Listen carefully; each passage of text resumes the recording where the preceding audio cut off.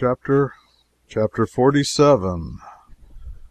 We traversed some miles of desolate country whose soil is rich enough, but is given over wholly to weeds, a silent, mournful expanse wherein we saw only three persons, Arabs, with nothing on but a long, coarse shirt, like the tow linen shirts which used to form the only summer garment of little negro boys on southern plantations. Shepherds they were, and they charmed their flocks with the traditional shepherd's pipe, a reed instrument that made music as exquisitely infernal as these same Arabs create when they sing. In their pipes lingered no echo of the wonderful music the shepherd forefathers heard in the plains of Bethlehem, what time the angels sang, "Peace on earth, goodwill to men." Part of the ground we came over was not ground at all, but rocks, cream-colored rocks, worn smooth as if by water, with seldom an edge or corner on them, but scooped out, honeycombed, bored out with eye holes, and thus wrought into all manner of quaint shapes, among which the uncouth imitation of skulls was frequent. Over this part of the route were occasional remains of an old Roman road like the Appian Way, whose paving stones still clung to their places with Roman tenacity. Gray lizards, those heirs of ruin, of sepulchres and desolation, glided in and out among the rocks, or lay still and sunned themselves. Where prosperity has reigned and fallen, where glory has flamed and gone out, where beauty has dwelt and passed away, where gladness was and sorrow is, where the pomp of life has been and silence and death brood in its high places, there this reptile makes his home and mocks at human vanity.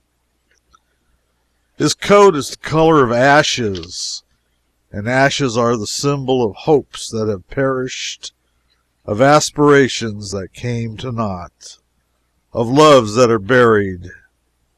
If he could speak, he would say, "Build temples, I will lord it in their ruins. Build palaces, I will inhabit them. Erect empires, I will inherit them. Bury your beautiful, I will watch the worms at their work. And you, who stand here and moralize over me, I will crawl over your corpse at the last." A few ants were in this desert place, but merely to spend the summer. They brought their provisions from Ain Malaha, 11 miles.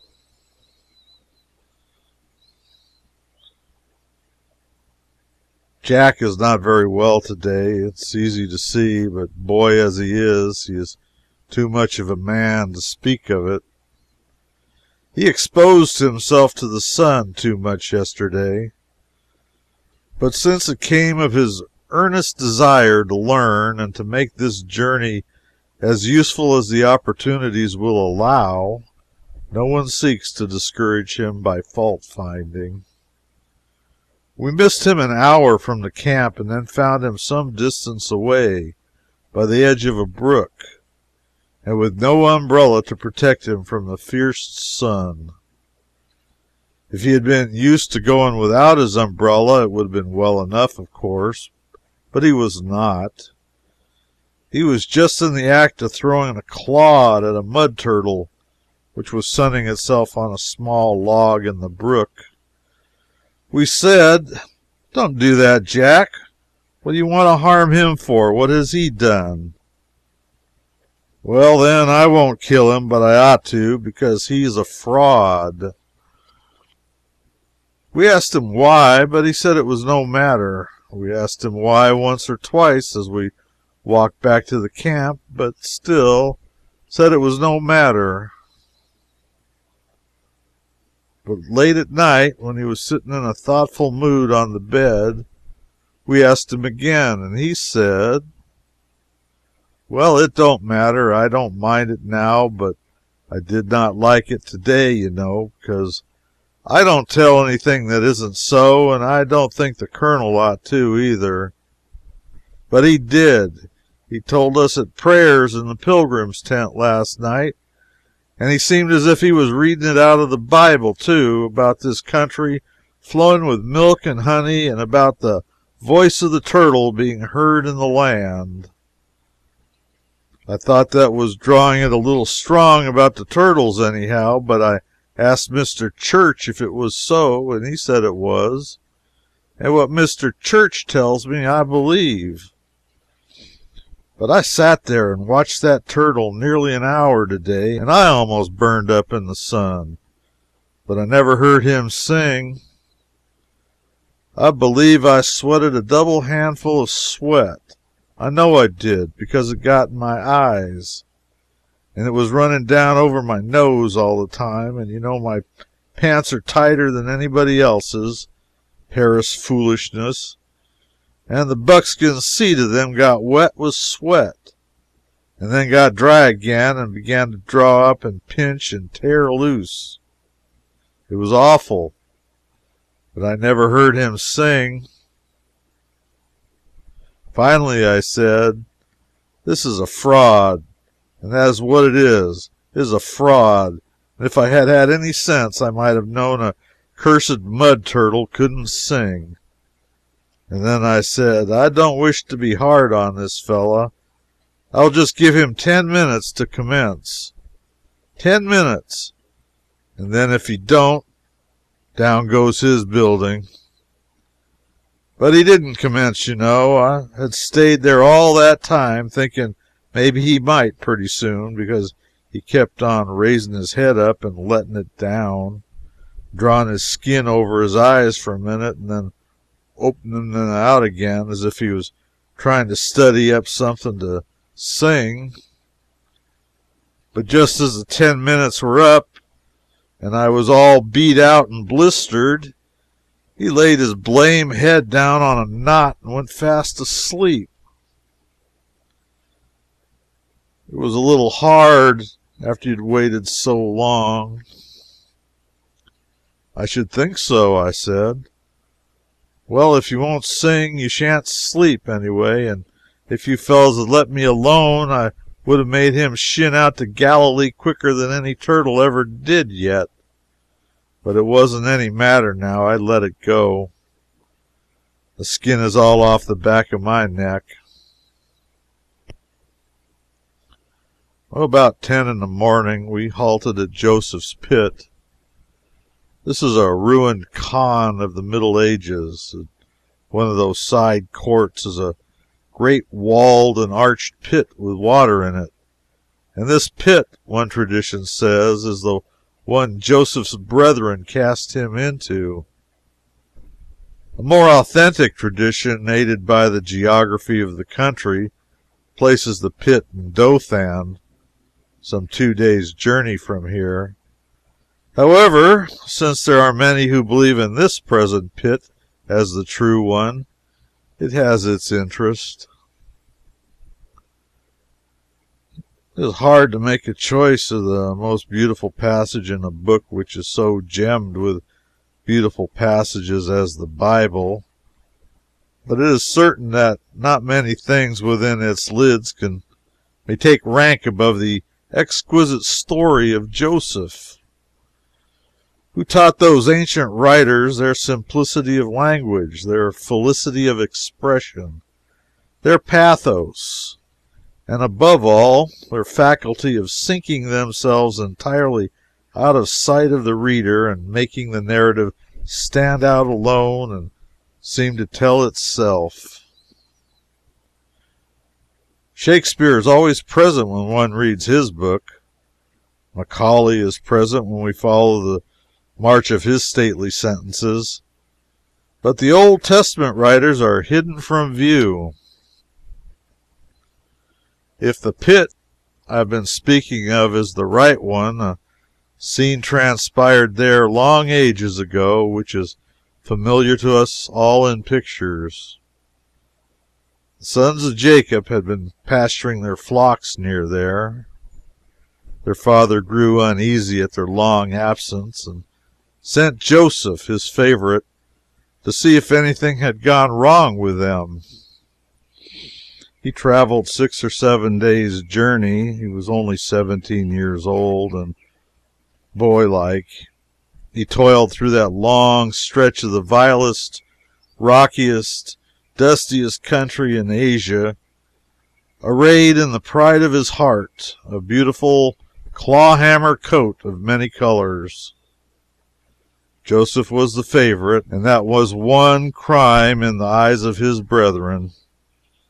He had dreamed dreams and interpreted them to foreshadow his elevation far above all his family in the far future. And that was another. He was dressed well and had doubtless displayed the harmless vanity of youth in keeping the fact prominently before his brothers. These were crimes his elders fretted over among themselves and proposed to punish when the opportunity should offer. When they saw him come up from the Sea of Galilee, they recognized him and were glad. They said, "Lo, here is this dreamer, let us kill him." But Reuben pleaded for his life, and they spared it. But they seized the boy and stripped the hated coat from his back and pushed him into the pit. They intended to let him die there, but Reuben intended to liberate him secretly. However, while Reuben was away for a little while, the brethren sold Joseph to some Ishmaelitess merchants who were journeying towards Egypt. Such is the history of the pit. And the self-same pit is there in that place even to this day, and there it will remain until the next detachment of image breakers and tomb desecrators arrives from the Quaker City excursion, and they will infallibly dig it up and carry it away with them.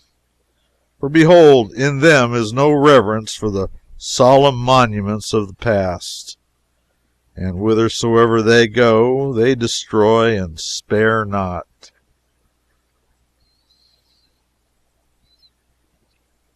Joseph became rich, distinguished, powerful, as the Bible expresses it, lord over all the land of Egypt. Joseph was the real king, the strength, the brain of the monarchy, though Pharaoh held the title. Joseph is one of the truly great men of the Old Testament, and he was the noblest and manliest, saved Esau. Why shall we not say a good word for the princely Bedouin?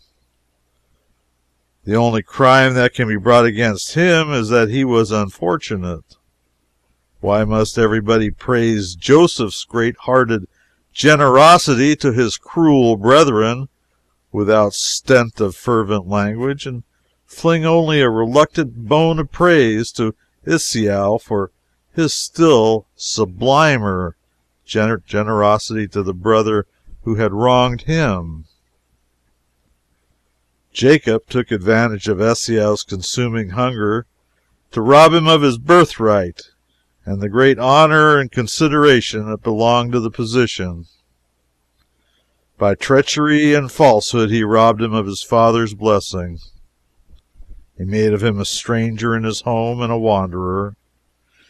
Yet after 20 years had passed away, and Jacob met Esau and fell at his feet, quaking with fear and begging piteously to be spared the punishment he knew he deserved, what did that magnificent savage do? He fell upon his neck and embraced him.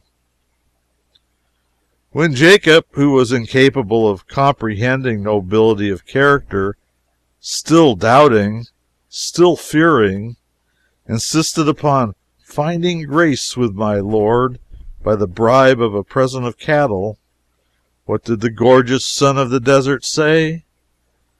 Nay, I have enough, my brother. Keep that thou hast unto thyself. Esau found Jacob rich, beloved by wives and children, and traveling in state with servants, herds of cattle, and trains of camels. But he himself was still the uncourted outcast his brother had made him. After 13 years of romantic mystery, the brethren who had wronged Joseph came, strangers in a strange land, hungry and humble, to buy a little food, and being summoned to a palace charged with a crime, they beheld in its owner their wronged brother. They were trembling beggars, he the lord of a mighty empire. What Joseph that ever lived would have thrown away such a chance to show off? Who stands first, outcast Esau forgiving Jacob in prosperity, or Joseph on a king's throne forgiving the ragged tremblers whose happy rascality placed him there?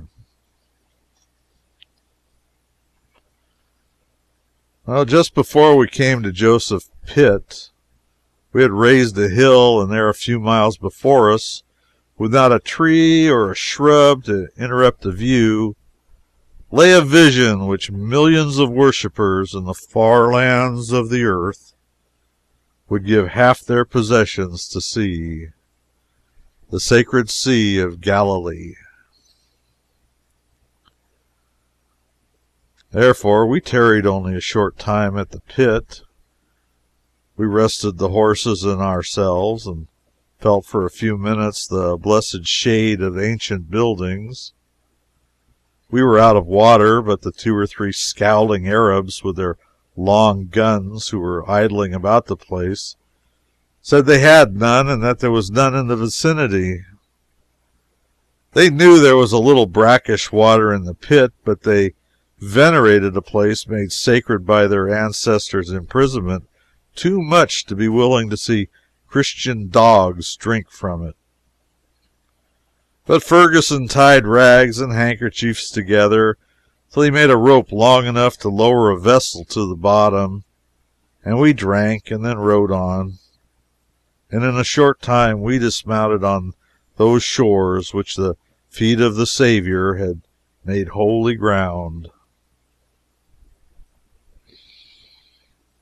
At noon we took a swim in the Sea of Galilee, a blessed privilege in this roasting climate, and then lunched under a neglected old fig tree at the fountain they call Ein et Tin, 100 yards from ruined Capernaum. Every rivulet that gurgles out of the rocks and sands of this part of the world is dubbed with the title of fountain, and people familiar with the Hudson, the Great Lakes, and the Mississippi fall into transports of admiration over them and exhaust their powers of composition in writing their praises.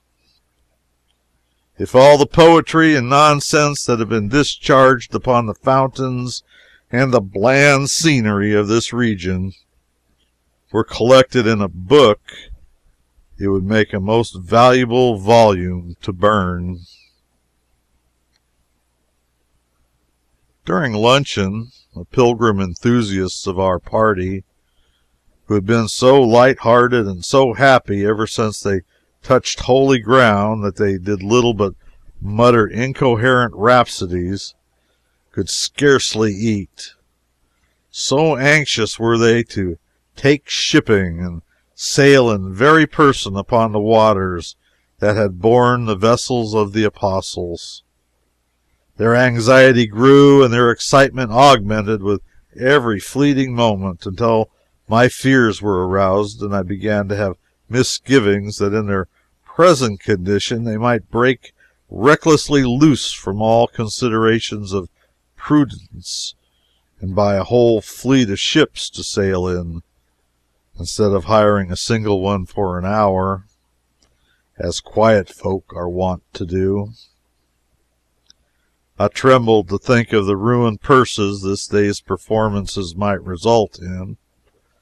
I could not help reflecting bodily upon the intemperate zeal with which middle-aged men are apt to surfeit themselves upon a seductive folly which they have tasted for the first time.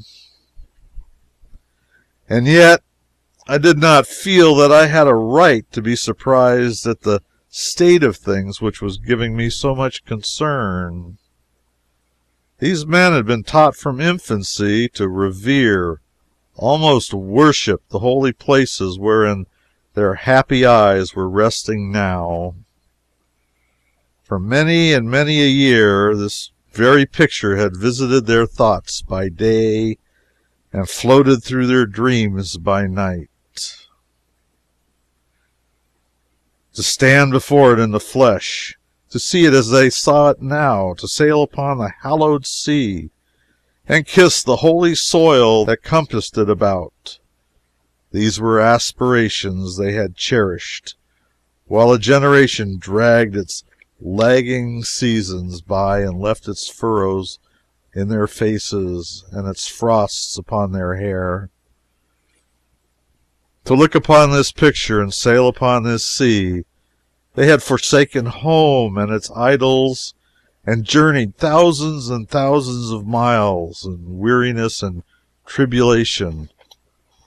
What wonder that sordid lights of workday prudence should pale before the glory of a hope like theirs in the full splendor of its fruition. Let them squander millions. I said, who speaks of money at a time like this? In this frame of mind I followed as fast as I could in the eager footsteps of the Pilgrims, and stood upon the shore of the lake, and swelled with hat and voice the frantic hail they sent after the ship that was speeding by. It was a success. The toilers of the sea ran in and beached their bark. Joy sat upon every countenance. How much? Ask him how much, Ferguson. How much to take us all, 8 of us, and you to Bethsaida yonder, and to the mouth of Jordan, and to the place where the swine ran down into the sea. Quick! And we want to coast around everywhere, everywhere, all day long. I could sail a year in these waters, and tell him we'll stop at Magdala and finish at Tiberias. Ask him how much, anything, whatever. Tell him we don't care what the expense is. I said to myself, I knew how it would be. Ferguson, interpreting, he says 2 Napoleons, $8. 1 or 2 countenances fell, then a pause. Too much! We'll give him 1. I never shall know how it was. I shudder yet when I think how the place is given to miracles, but in a single instant of time, as it seemed to me, that ship was 20 paces from shore and speeding away like a frightened thing. 8 crestfallen creatures stood upon the shore, and lo, to think of it, this after all that overmastering ecstasy. Oh, shameful, shameful ending! After such unseemly boasting, it was too much like, ho, let me at him, followed by a prudent, 2 of you, hold him, 1 can hold me. Instantly there was wailing and gnashing of teeth in the camp. The 2 Napoleons were offered, more if necessary, and pilgrims and dragomans shouted themselves hoarse with pleadings to the retreating boatmen to come back. But they sailed serenely away and paid no further heed to the pilgrims who had dreamed all their lives of some day skimming over the sacred waters of Galilee and listening to its hallowed story in the whispering of its waves, and had journeyed countless leagues to do it, and then concluded that the fare was too high. Impertinent Mohammedan Arabs, to think such things of gentlemen of another faith. Well, there was nothing to do but just submit and forego the privilege of voyaging to Genessaret after coming half around the globe to taste that pleasure. There was a time when the Saviour taught here that boats were plenty among the fishermen of the coasts, but boats and fishermen are both gone now, and old Josephus had a fleet of men of war in these waters 18 centuries ago. 130 bold canoes, but they also have been passed away and left no sign. They battle here no more by sea, and the commercial marine of Galilee numbers only 2 small ships, just of a pattern with the little skiffs the disciples knew. One was lost to us for good, and the other was miles away and far out of hail. So we mounted the horses and rode grimly on towards Magdala, cantering along in the edge of the water for want of the means of passing over it. How the pilgrims abused each other! Each said it was the other's fault, and each in turn denied it. No word was spoken by the sinners. Even the mildest sarcasm might have been dangerous at such a time. Sinners that had been kept down and had examples held up to him and suffered frequent lectures and been so put upon in a moral way and in the matter of going slow and being serious and bottling up slang, and so crowded in regard to the matter of being proper and always forever behaving that their lives had become a burden to them, would not lag behind pilgrims at such a time as this, and wink furtively, and be joyful, and commit other such crimes, because it would never occur to them to do it. Otherwise they would. But they did do it, though, and it did them a world of good to hear the pilgrims abuse each other, too. We took an unworthy satisfaction in seeing them fall out, because it showed that they were only poor human people like us, after all. So we all rode down to Magdala, while the gnashing of teeth waxed and waned by turns, and harsh words troubled the holy calm of Galilee. Lest any man think I am ill-natured when I talk about our pilgrims as I've been talking, I wish to say in all sincerity that I do not. I would not listen to lectures from men I did not like and could not respect, and none of these can say I ever took their lectures unkindly, or was restive under the infliction, or failed to try to profit by what they said to me. They are better men than I am, I can say that honestly. They are good friends of mine, too, and besides, if they did not wish to be stirred up occasionally in print, why in the mischief did they travel with me? They knew me. They knew my liberal way, that I like to give and take when it is for me to give and other people to take. When one of them threatened to leave me in Damascus when I had the cholera, he had no real idea of doing it. I knew his passionate nature and the good impulses that underlie it. And did I not overhear Church, another pilgrim, say he did not care who went or who stayed, he would stand by me till I walked out of Damascus on my own feet, or was carried out in a coffin, if it was a year. And I do not include Church every time I abuse the pilgrims. And would I be likely to speak ill-naturedly of him? I wish to stir them up and make them healthy, that is all.